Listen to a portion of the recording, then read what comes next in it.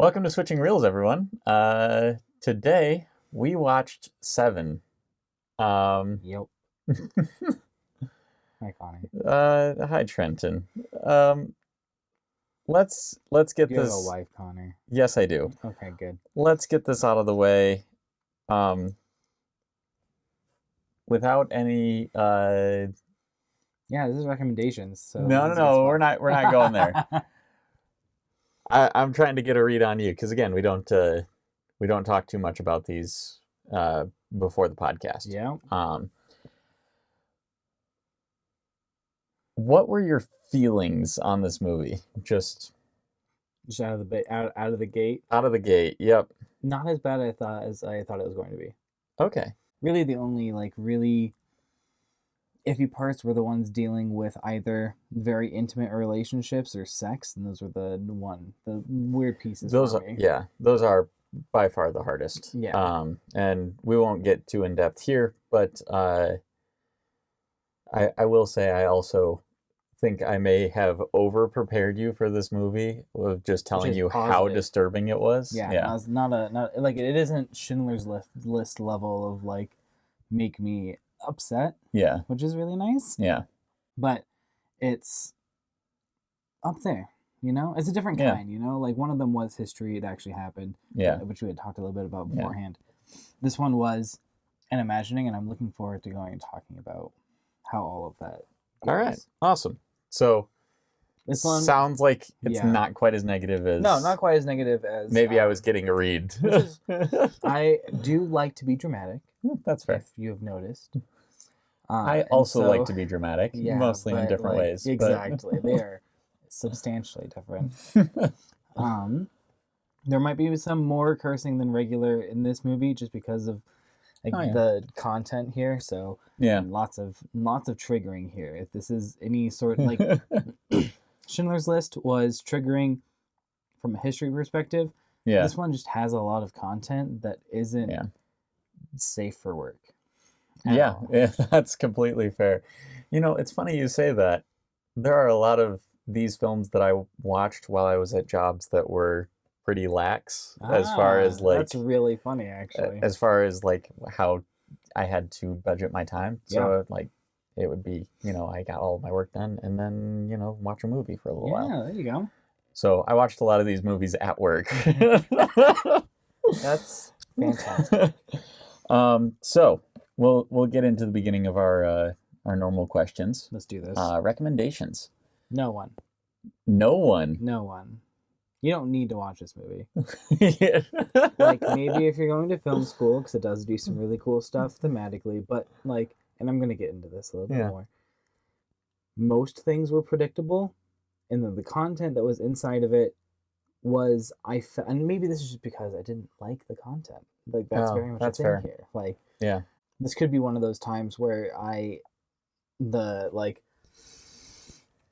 stronger emotional reactions that I have towards things than potentially you or other people have really detracts me from the film. So that's fair. That please take this with a grain of salt, and Connor is also going to be a really, really good resource on this one. As the I suppose resident desensitized person, I would say I'd recommend this to honestly anyone that's interested in watching a really well done crime film. Yeah, that's a very good point. I think it's incredibly well done. I think I would also say if you're interested in a movie that explores the themes of morality in a way that I don't think I've seen a lot of other films really tackle, I'd say that's also a really good place or a person that I would recommend this to. That said, go into this with sort of an iron stomach, which will be removed. Anyway, sorry. So, second question on the list: does it deserve its place on the IMDb Top 250? It should be on the list. Maybe top 100. I think this one's 18 or something. 17, 19. Is it 19? Perfect. I don't know if it's top 20 material.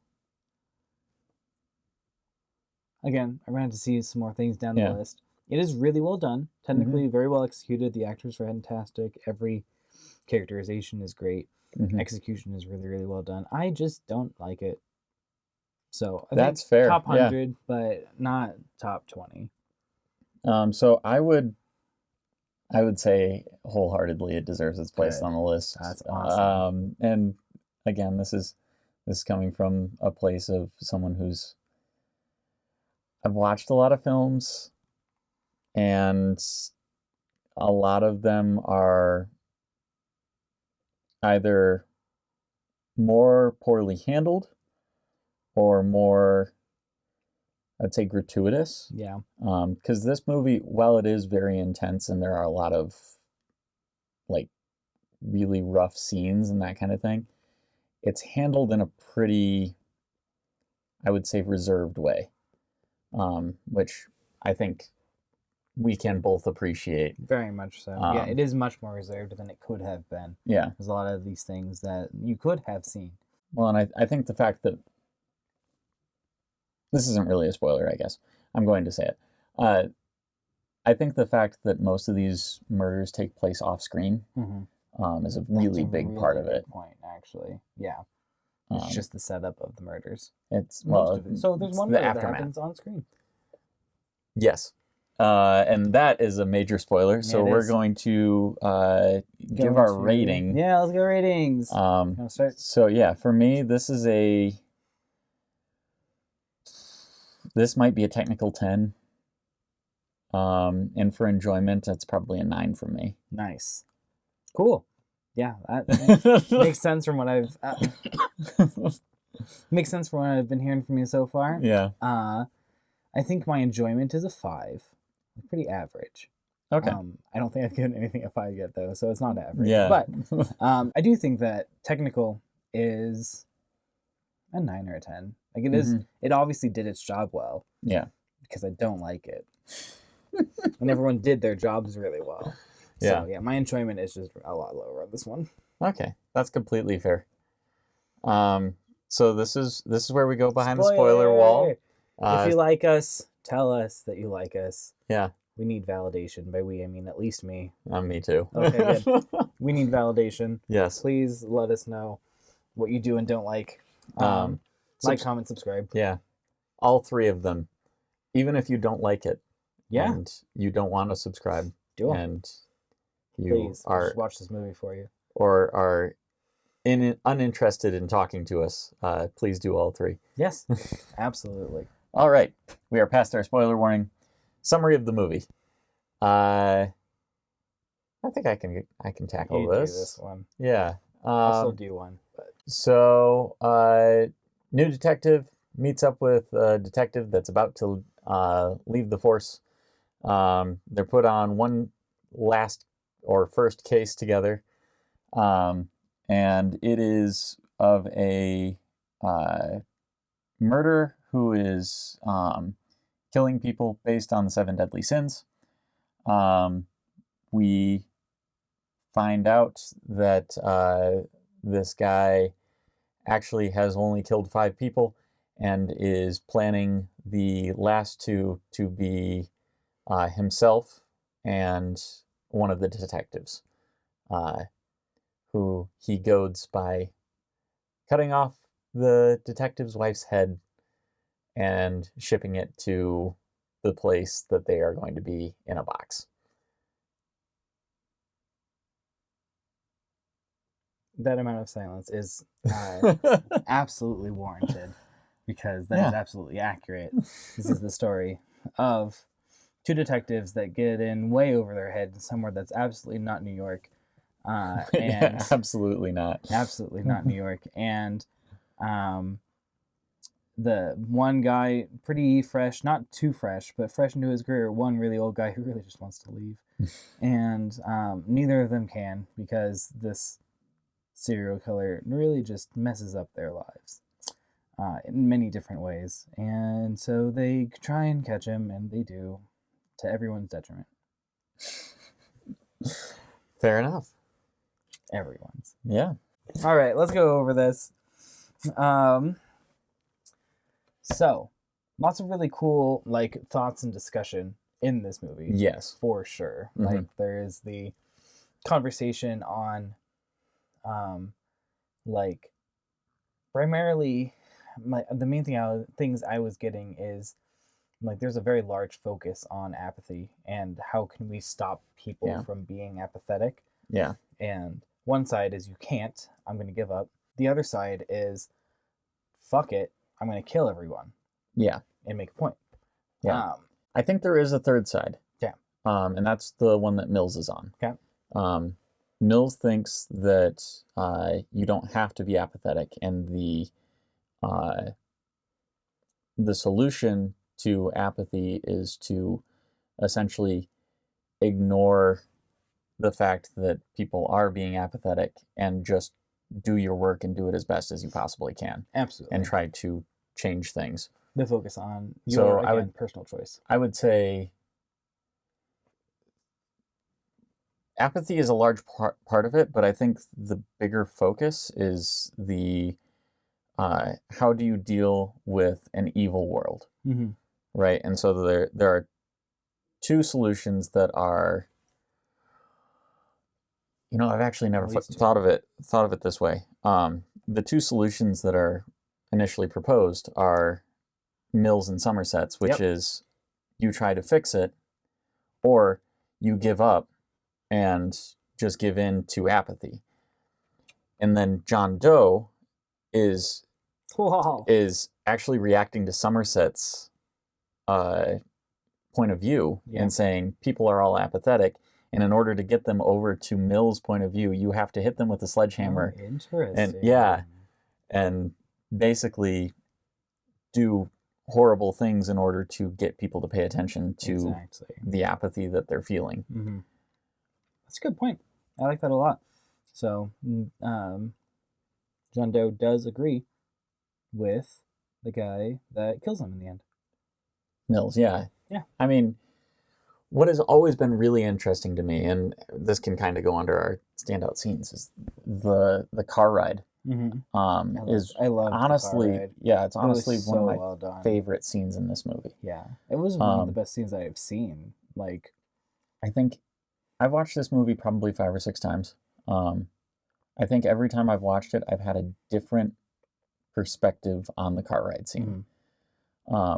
Going from essentially John Doe's right to the dude's absolutely insane to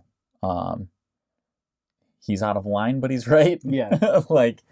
And I think that's part of what makes this so interesting to me is it is a movie that has sort of this, and I think I've kind of come to the conclusion that John Doe is right, but he shouldn't be. Right? So... Yeah, I think the ends justifies the means thing here. Yeah. Because, there's the extremity that he goes to go and show it, I don't think you need to do. Yeah, and I agree. The hard part is, I think, watching from the perspective of a person in the audience, right? And you go, if most of us are honest with ourselves, we are pretty apathetic to a lot of the evil in the world. Completely. Actually, high key was on William's side, for sure. Yeah. Just be apathetic? Because it's... Yeah. No, okay. Okay. It's a combination of both. Okay. There's a certain extent that the fact that you cannot change anyone but yourself gets overwhelming. And the two solutions to that are through therapy and whatever other means. Understand that, hey, changing yourself is the best way of going and changing other people. And so you acting non-apathetic and going and doing your best to be a Mills, but a little maybe less angry, is the way to go and enact change in the world. Or do something drastic. Drastic things, though, I completely agree with Mills, don't last. Yeah. Humans aren't made to remember drastic things. Yeah. Like, in a few... Like, even if everyone in your generation remembers... Yeah. That legacy is lost. Well, I mean, how many of us actually remember, like, for example, when Pearl Harbor Day comes along, how many of us are actually thinking, oh, it's Pearl Harbor Day? Yeah, no idea. Yeah, like, and that was huge. That was absolutely huge. I'm almost getting to that point with 9/11. Don't tell anyone. You just said it on the internet. Television.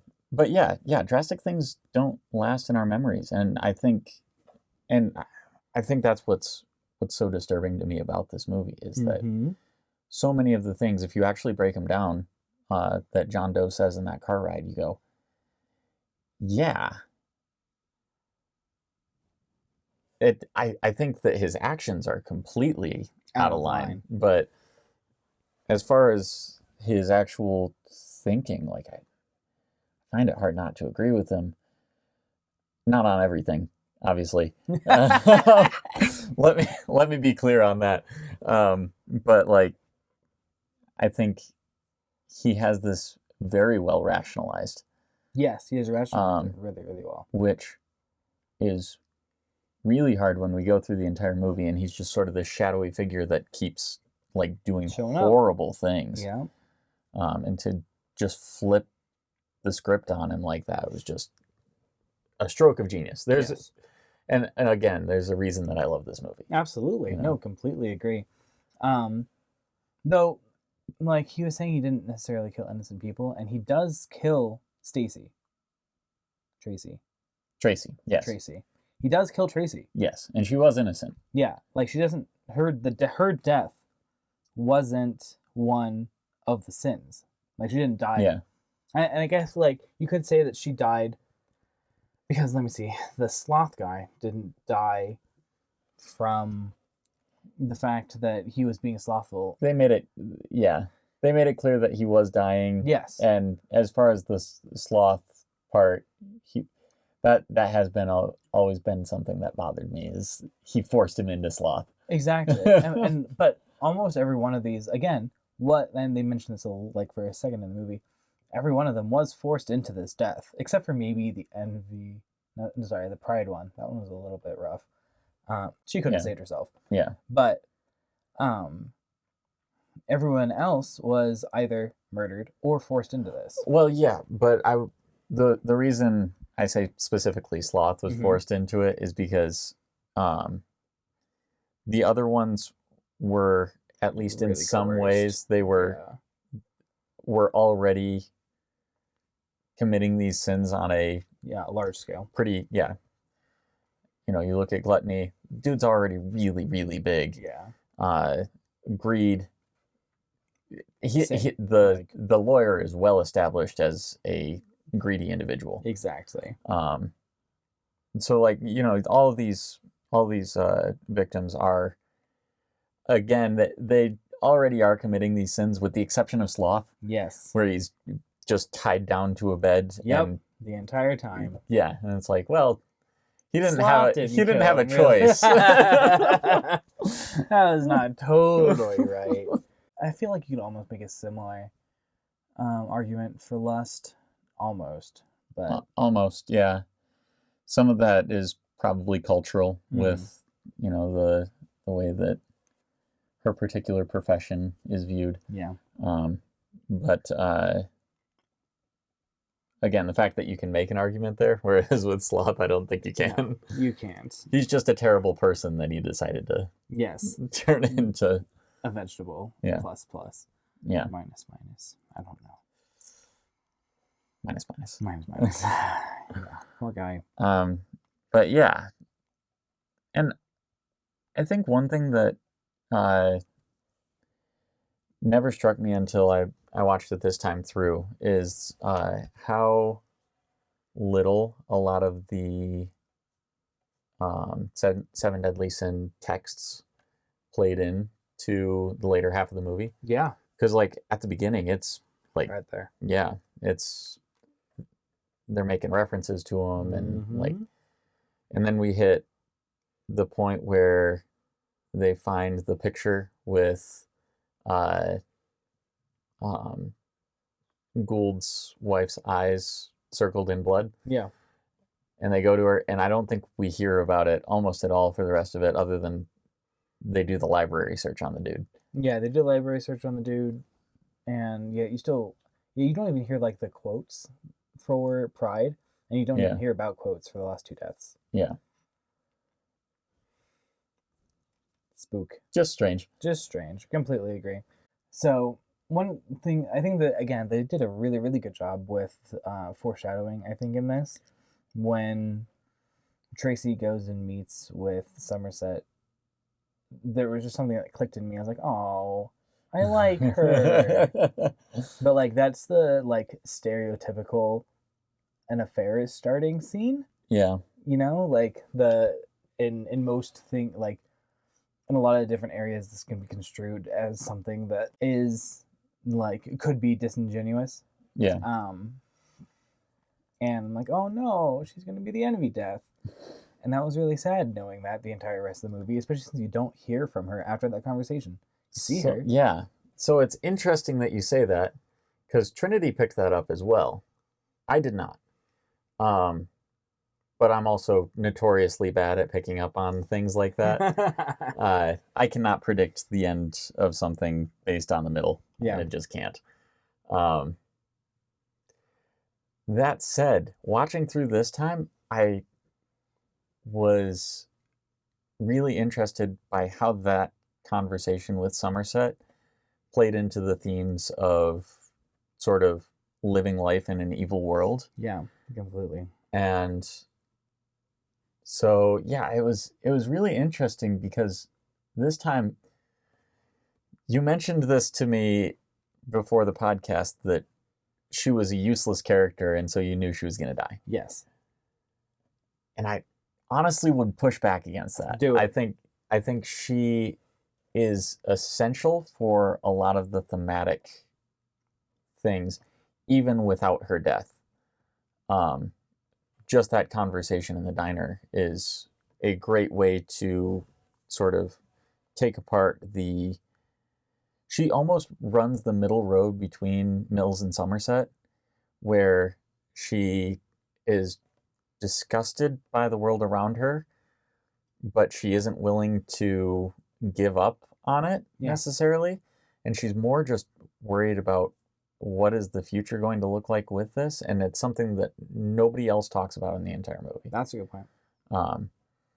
And the other thing that was really interesting to me, and this only works because she was killed, but the final scene where John Doe reveals to Mills that she was pregnant, it's really interesting to see the reaction that Mills had, because of the advice that Somerset gave to Tracy. Yeah. Because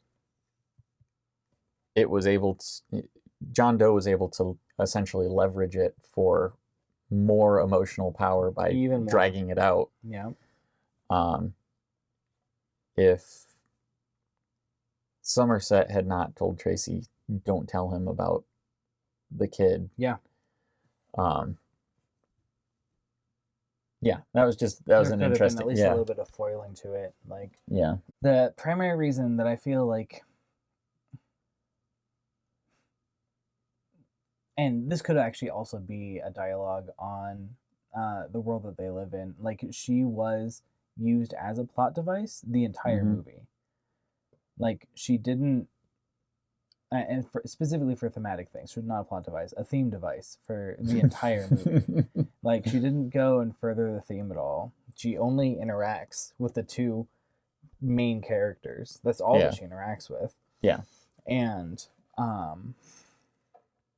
she's primarily there to let you know, hey, we're not here because I wanted to be, really. Like, there's something as well, like in Mills, that brought us here as well.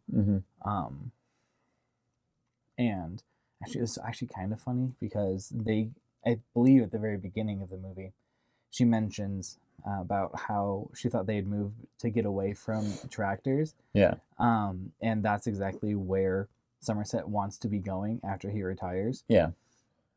Thought that was really, really yeah. There's a lot of well. really cool like narrative reflection stuff in this. Mm-hmm. Completely agree, which I thought was really, really cool. There's a lot of tie-ins and symmetry. Oh, random thing, and one that just I think makes the tone feel very strange at the end. Did you notice that it was raining the entire time in the city? So much. And then the very last day when they go out to completely sunny. Did notice that. Yeah, it's such a great touch. The entire city is downtrodden from like everything that you see about it. Like there's Okay, so it's supposed to be New York.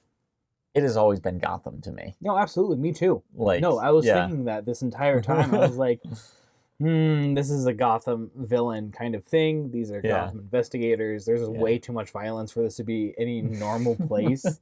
Like, they just took Gotham and were like, this seems like a good setting. Yeah, I love it. Let's take it for us. Yeah. And the thing that made that click for me this time, actually, I'd always felt like it was just sort of dirtier than it should have been. It's so dirty. But what made it click that I went, oh, it's Gotham, was when they're chasing John Doe through the apartment buildings, and they're clearly like decently like upper class apartments. Mm-hmm. And then there's the shattered window that he sees him through, and I went, oh, it's Gotham. It's Gotham. I see. The amount of slum that there was like, oh, this is Gotham. The amount of violence and like petty crimes that apparently like feel like they have some sort of underworld beneath them. Very and even the story element, like there's so many villains in Batman comics that have a very similar ideology to John Doe, where it's like, hey, the entire system is corrupt. No one is doing anything about it. Like the best we can do maybe is Batman, but he's like he doesn't make any sense. This doesn't. What is he doing?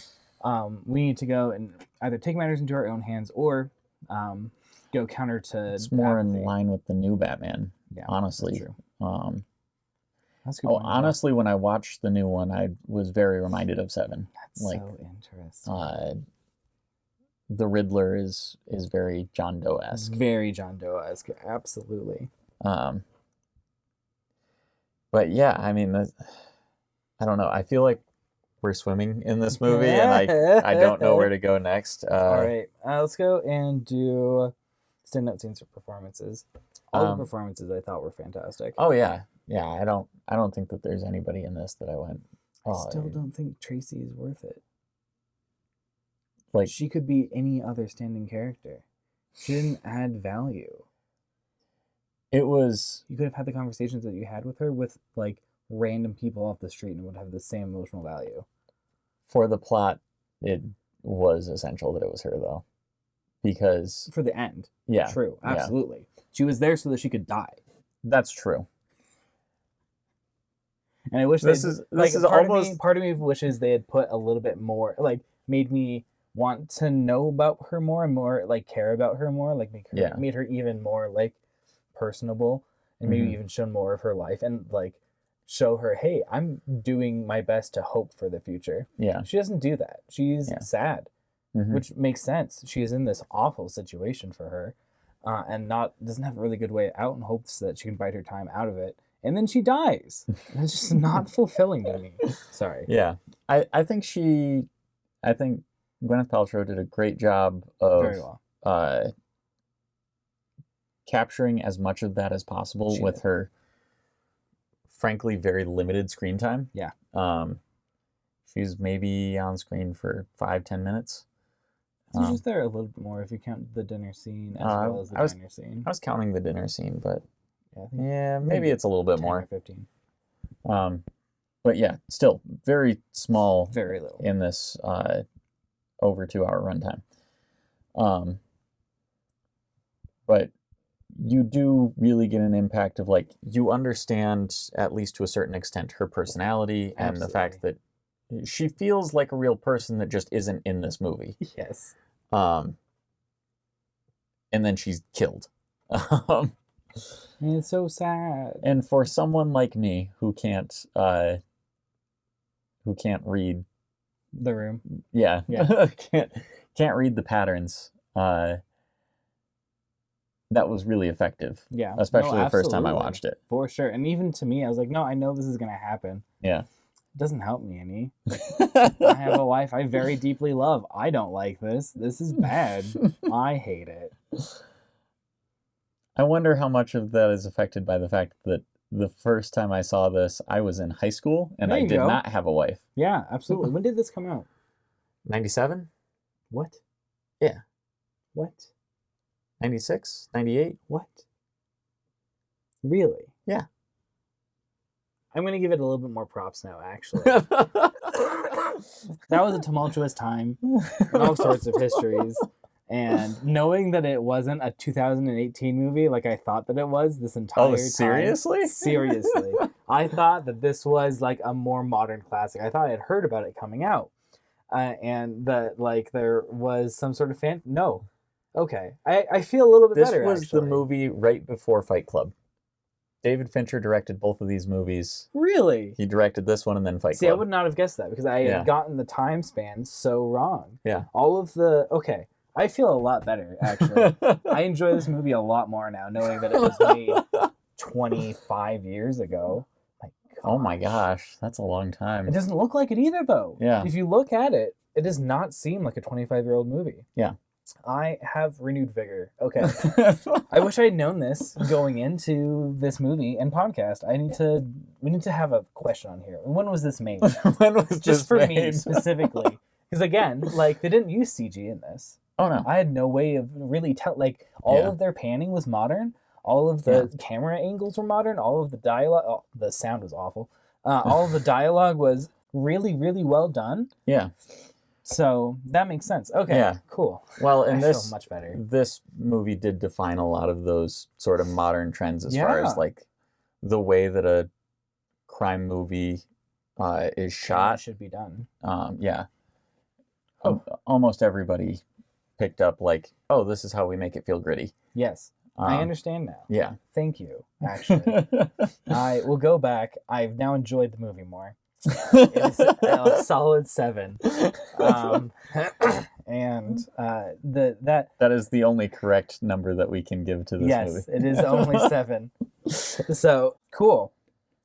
Thank you for telling me that. Yeah. I feel a lot better about this movie now. You're welcome. I don't know why. I was like, why did you try and make a take on this movie that's been done so many times? But no, it wasn't. Because up to this point, it hadn't been done before. This is a good movie because it had been actually breaking barriers, and that makes me feel a lot better. Yeah. Good. Okay. So, on this note, I think this is where we end. Yeah. Okay. Not the worst movie on the planet. Yeah. I will now recommend it to people that want to watch films for their history. Okay. There you go. Instead of no one. What's next week? Next week is It's a Wonderful Life. Fantastic. We are showing the duality of man between these next two movies. Goodness gracious. Have you seen It's a Wonderful Life? It's a Christmas movie, so I assume you have. Yeah, I did Spotlight for this play with 2 different casts. Oh my. So I've seen the play around 20 to 30 times. And the movie... all the way through, 0. Really? Yeah, it's the black and white one, right? Like from the 60s or something? Yeah, I mean, technically I have the colorized version as well, but I believe that's blasphemy. Oh, good. Okay, cool. Yeah, so I could probably quote you many of the lines, and I know the plot and the story by heart, but I have never seen the movie all the way through. That's interesting. Yeah. I also hadn't seen this movie at all, like any of it, until 2-3 years ago. Nice. Yeah. Okay. So it's relatively recent for me. Yeah. That's fantastic. But yeah, we'll watch that one next time. Love it. That sounds great. How do we end this?